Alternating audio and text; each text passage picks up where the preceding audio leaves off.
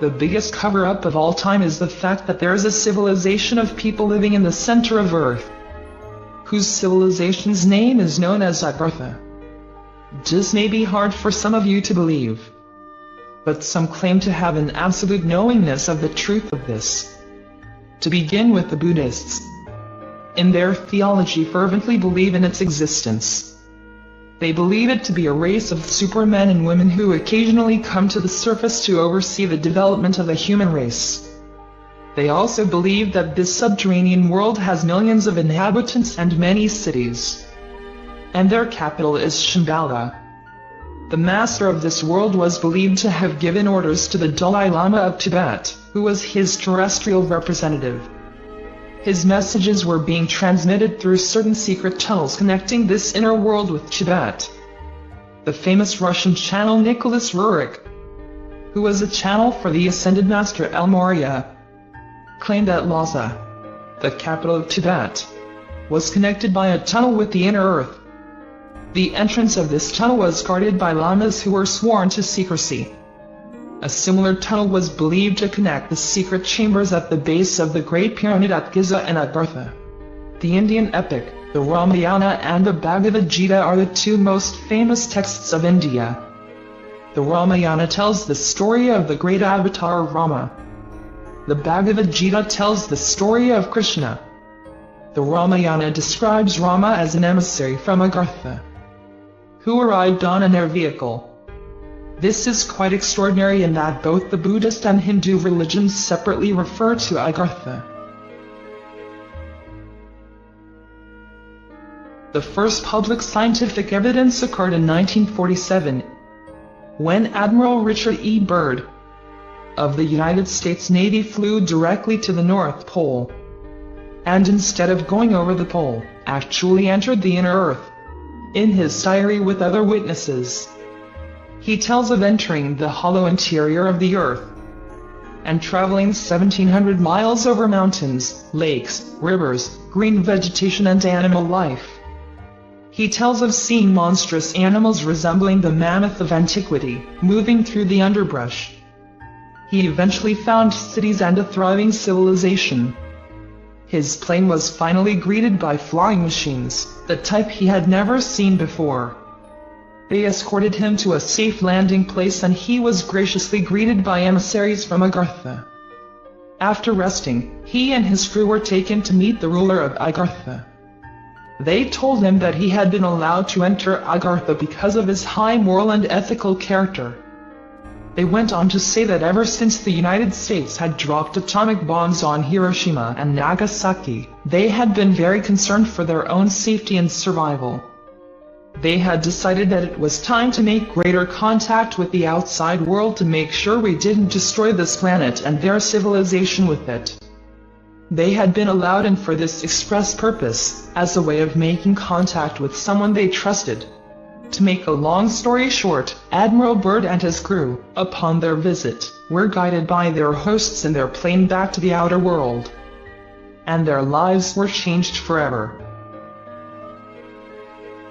In January 1956, Admiral Byrd led another expedition to the Antarctic. In this expedition he and his crew penetrated for 2,300 miles into the center of Earth again. Admiral Byrd states that the North and South Pole are actually two of many openings to the center of Earth. This sure resembles Jules Verne's famous science fiction book, Journey to the Center of the Earth, which many of you may have read or watched the movie. Admiral Byrd also states inner Earth has an inner sun. Admiral Byrd's theory is that the poles of the Earth are convex, rather than concave. Ships and planes can actually fly or drive right in. The American press announced Admiral Byrd's discovery. However, it was immediately suppressed by our good friends, the secret government. Ray Palmer, the editor of Flying Saucer magazine, did a detailed story on Admiral Byrd's discoveries. The United States government either bought, stole or destroyed almost every copy, and then destroyed the plates of the printing press. According to rumors, the exact same thing happened in respect to an article done on Admiral Byrd's discovery by the National Geographic. The magazine was released and the US government gobbled up almost every issue. If the story wasn't true, how come the government was so uptight? Another interesting fact is that the United States government does not let planes fly over the poles. All flights are directed to go around the poles, and any airline pilot flying in these areas will tell you this.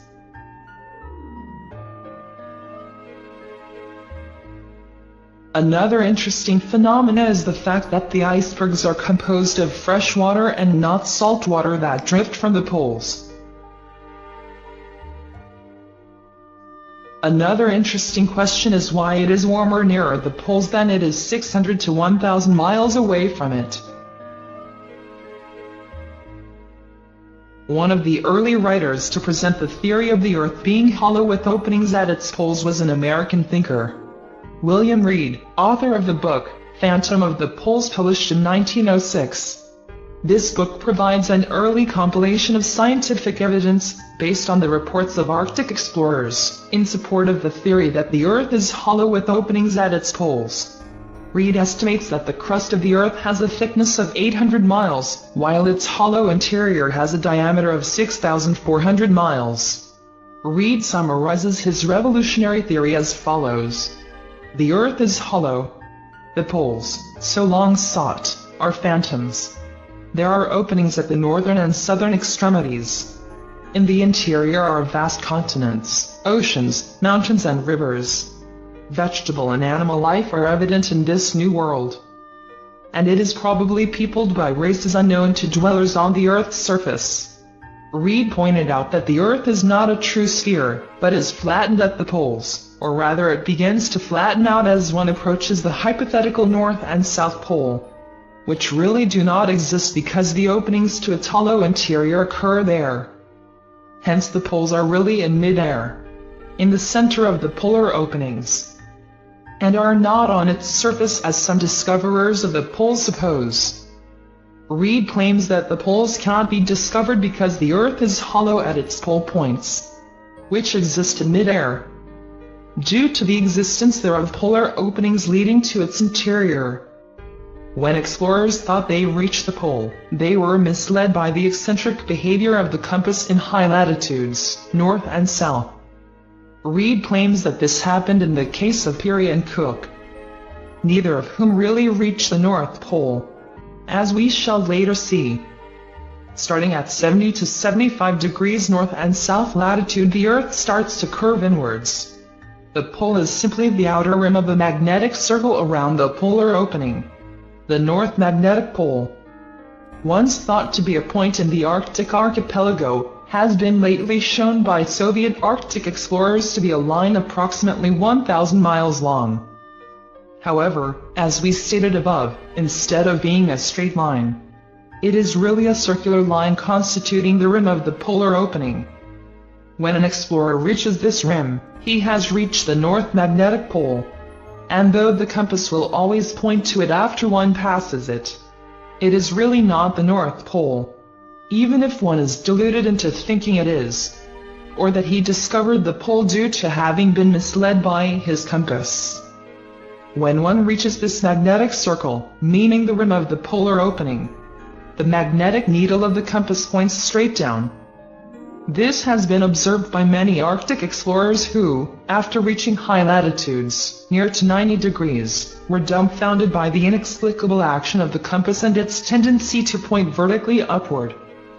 They were then inside the polar opening and the compass pointed to the Earth's North Magnetic Pole, which was along the rim of this opening. As the Earth turns on its axis, the motion is gyroscopic, like the spinning of a top. The outer gyroscopic pole is the magnetic circle of the rim of the polar opening. Beyond the rim, the Earth flattens and slopes gradually toward its hollow interior. The true pole is the exact center of the opening at the poles, which consequently do not really exist. And those who claim to have discovered them did not tell the truth, even if they thought they did, having been misled by the irregular action of the compass at high latitudes. For this reason, neither Cook nor Peary nor any other explorer ever reached the North or South Poles, and never will.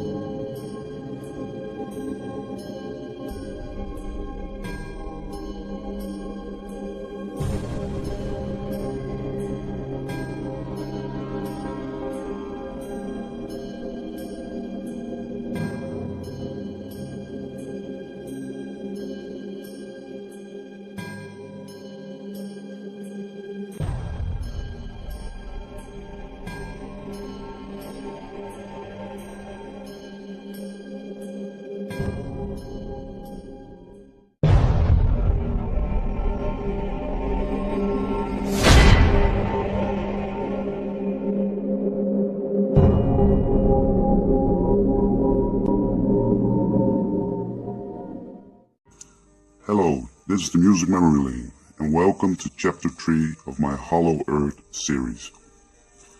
Well, I've thought a lot about how to present my third Hollow Earth video, and I figured the robot voice needed a break. So in this video, I do all the talking. Well, in part 2, I told you about an alleged UFO crash in Freiburg, Germany. Although there's almost no evidence to back this up, I strongly believe something or someone was helping the Germans to become the most advanced nation on this planet during the Second World War. You have to realize that Hitler's inner circle was teeming with individuals that were obsessed with the occult and the paranormal. People like Rudolf Hess and Hitler himself were convinced that a race of superhumans escaped the surface of our planet during a cataclysmic event. Perhaps an event that resembled the biblical giant flood. Secret societies like the Thule and Frill Society were absolutely obsessed in obtaining occult artifacts, like the Holy Grail, the Ark of the Covenant, and the Spear of Destiny. The Spear of Destiny was one of those artifacts they did manage to obtain. It has been said that those who own the Spear of Destiny will become undefeatable. So it's not hard to understand why the Germans were so desperate to find these items. We have to ask ourselves some critical questions.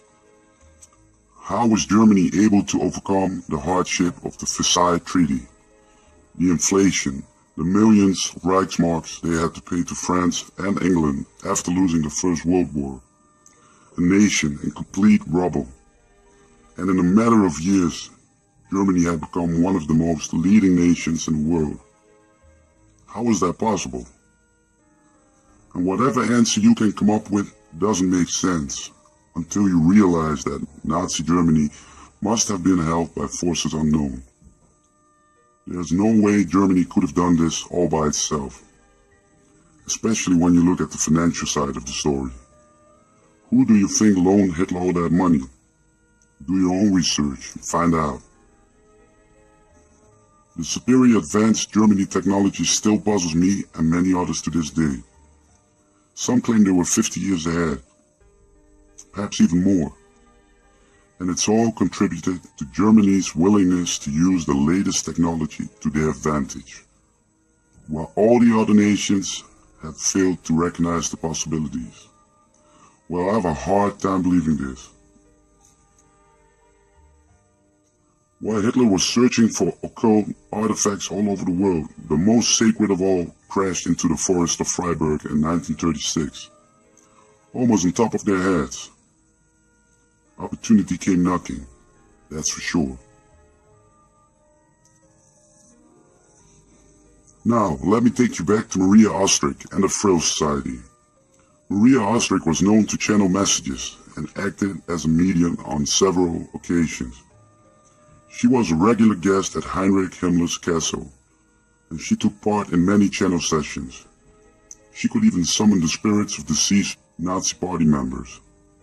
They still advised the comrades from within their graves. Go figure.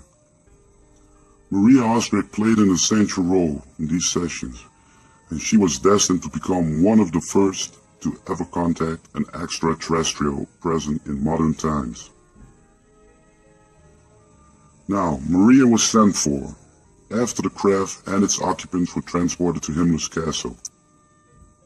She would have examined the deceased or even living pilots of the craft herself, perhaps laying her hands on their bodies. Or did she make contact by telepathy? Is it a coincidence that alien abductees often describe this form of communication as being the most common? It isn't hard to imagine that contact was made with the planet where these entities originated from, whether by physical contact or by channel sessions only. But one thing is for sure, Maria Ostrich received a lot of essential information during her channel sessions. Blueprints of exotic forms of technology were drawn on paper by Maria herself.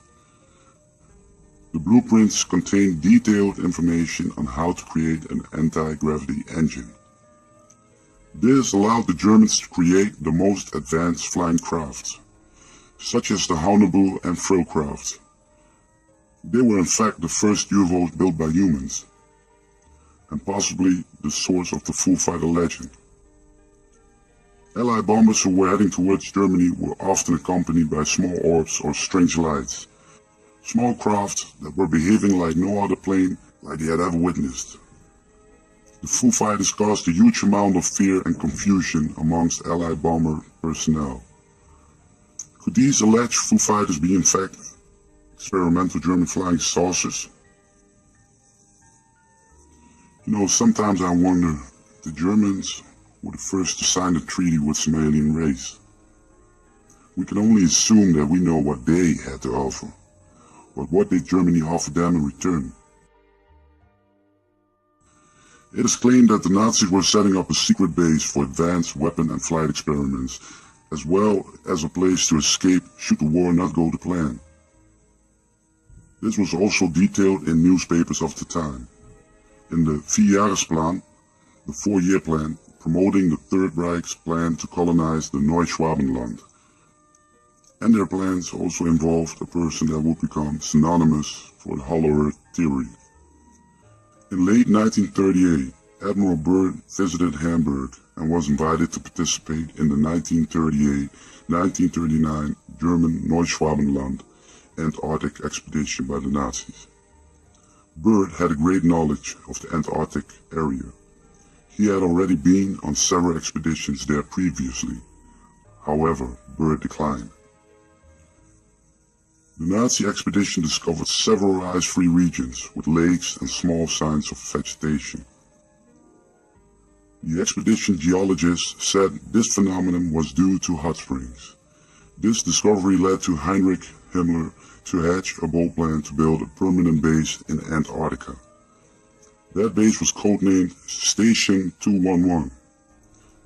Admiral Kardernitz announced its completion in 1943 by saying, "The German submarine fleet is proud of having built for the Führer in another part of the world a Shangri-La on land, an impregnable fortress." There are many stories around Station 211, one of which details a supposed treasure room, which held the Holy Lance or the Holy Spear that pierced the side of Jesus Christ on the cross, as I mentioned earlier. Why Antarctica? During the Nazi expeditions to Tibet, they were given access to secret cave systems of the Tibetan monks that had not been seen for centuries. The Tibetans believed the arrival of the Nazis fulfilled their own prophecies that would usher in a new age of enlightenment. During the exploration of the caves by the Nazis, it is claimed that a secret volume of ancient texts from pre-flood times or even from Atlantis were found. These texts are supposed to have detailed where the opening to the Hollow Earth could be found, and Hitler believed that an Aryan race dwelling there would help them win the war. It is claimed that after World War II, Adolf Hitler did not commit suicide in 1945, but fled to Argentina, then on to Station 211 in Antarctica. Numerous Nazi submarines went missing after World War II, and it's supposed that these were used to transport Hitler and others. 2 submarines surfaced in Argentina 3 months after the war. They were captured by the Allies and interrogated by the Secret Service. It is believed that these U-boats were the ones who transported Hitler and Eva Braun to Station 211. Any possible evidence on both U-boats were missing. No name tags, no coordinates, no maps, nothing. But the Southern American Assembly of an Antarctic research expedition suggests that one of the crew members had failed to shut his mouth. Now, Admiral Byrd was sent to Antarctica. Publicly, it was just a research expedition. However, the amount of manpower sent was huge compared to the former Nazi Antarctic expedition. The massive Antarctic task force included 4,700 men, 13 ships, and multiple aircraft. Just to give you an impression of the scale of this operation, Admiral Byrd comments in his press release of November 12, 1946, stated that the purposes of the operation are primarily of a military nature. That is to train naval personnel and to test ships, planes, and equipment under frigid zone conditions. A major purpose of the expedition is to learn how the Navy's standard everyday equipment will perform under everyday conditions. Operation High Jump was designed to last 8 months. However, they returned after 2 weeks, losing many heavy equipment and planes. Now we have to wonder, was Operation High Jump a cover to finish off Hitler? With the amount of manpower sent, it could be the case. But did they succeed to destroy the last Nazi stronghold? Judging by their early departure, I have a feeling they failed to wipe out the remaining Germans. On the way back from his disastrous mission, Byrd gave an interview to a prestigious newspaper in Chile on March 5, 1947. The article states, Admiral Byrd declared today that it was imperative for the United States to initiate defense measures against the possible invasion of the country by hostile aircraft operating from the polar regions. As regards the recently terminated expedition, Byrd said that the most important result of the observations and discoveries made is the current potential effect which they will have on the security of the United States. Well, this of course is the censored version. Others claim Byrd had actually warned the United States government for an enemy that was able to fly from pole to pole in several minutes. And the most bizarre rumor I ever heard is when Admiral Byrd returned home, he was invited by the president himself. The president wanted to hear what happened to Byrd and his Navy fleet. Well, Admiral Byrd allegedly begged and pleaded the president to nuke the hell out of the polar region. He urged the president to drop several nuclear bombs on the alleged Nazi fortress. According to many deathbed confessions by expedition members, the fleet was approaching the entrance of Base 211. All of a sudden, a fleet of U-boat-type crafts emerged from the icy waters and attacked the fleet with fierce aggression. Several ships were sunk in minutes. Many sailors lost their lives that day. Witnesses also stated that German ground troops were defending the entrance of the base with strange weapons that fired sonic waves. The whole experience must have been terrifying to Byrd and his men. Finally, Byrd gave the order to retreat. He knew that if he would stay there any longer, his entire fleet would be destroyed. Well, now I will conclude this video with the most shocking rumor. At least the most shocking rumor I ever heard. You know, scientists always talk about how thin the ozone layer is at the North Pole, right? By measuring the thickness of the ozone layer at the poles, they can tell us in which condition the ozone layer is. Our polluting waves are the main reason for the thin ozone layer, according to scientists. But what if the ozone layer was already damaged? What if the Allies listened to Admiral Byrd's advice and decided to drop multiple atom bombs on the alleged base, Base 211? Imagine how long it would take for the ozone layer to recover. But hey, it's all rumors.